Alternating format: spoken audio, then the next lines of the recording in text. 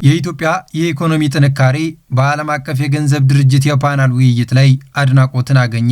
በዋሽንግተን ዲሲ እየተካሄደ በሚገኘው የዓለም ባንክና የዓለም አቀፉ የገንዘብ ድርጅት IMF የ2026 የጸደይ ስብሰባ ላይ የኢትዮጵያ ብሔራዊ ባንክ ገዢ ዶክተር ኢዮብ ተካልኝ የኢትዮጵያ የኢኮኖሚ ጉዞ አስመልክቶ ማብራሪያ ሰጥተዋል።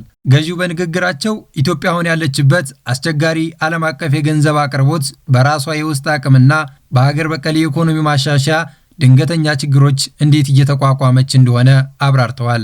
ኢትዮጵያ የውጭ ምንዛሬ ተመን አሰራርን በማጠናከር የገንዘብ ፖሊሲን በማዘመንና የሀገር ውስጥ ገቢን በማሳደግ የጀመረቻቸው ስራዎች ውጤት እያመጡ መሆኑን የኢትዮጵያ ብሔራዊ ባንክ ገዢ ዶክተር ኢዮብ ተካልኝ ገልጸዋል። የኦሮሚያ ክልል ባለፉት 9 ወራት 237 ቢሊዮን ብር ገቢ መሰብሰቡን አስታወቀ። የኦሮሚያ ክልል ምክትል ርዕሰ መስተዳደር አቶ አወል አብዲ ባለፉት 9 ወራት የኦሮሚያ ክልል መንግስት 237 ቢሊዮን ብር ገቢ መሰብሰቡን ገልጸዋል። ይህም ካለፈው ዓመት ተመሳሳይ ወቅት ጋር ሲነጻጸር የ46 በመቶ እድገት ያሳየ ሲሆን ክልሉ ወጪውን በራሱ ገቢ የመሸፈን አቅሙ ከ70 እስከ 80 በመቶ አድርሶታልም ብለዋል። አቶ አወል አብዲ አሁን ያለንበት ምዕራፍ የኢኮኖሚ፣ የትምህርት፣ የቴክኖሎጂና የስርዓት ግንባታ ትግል ነው ሲሉ ተናግረዋል።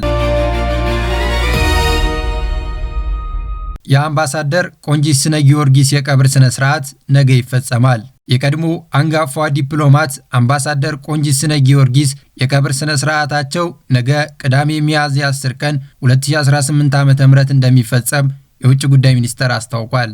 በመርሃ ግብሩ መሰረት የቀብር ስነ ስርዓቱ ከቀኑ 8 ሰዓት በእንጦጦ ኪዳነ ምሕረት ቤተክርስቲያን የሚፈጸም ይሆናል። አምባሳደር ቆንጂት የውጭ ጉዳይ ሚኒስቴርን በ1950ዎቹ በለጋ ዕድሜያቸው ተቀላቅለው ከዴስክ ኦፊሰር እስከ ከፍተኛ አመራርነት አገራቸውን አገልግለዋል። የብሪክስ ሀገራት የጤና ትብብር ለማጠናከር አዲስ አጀንዳ ይፋ አደረጉ።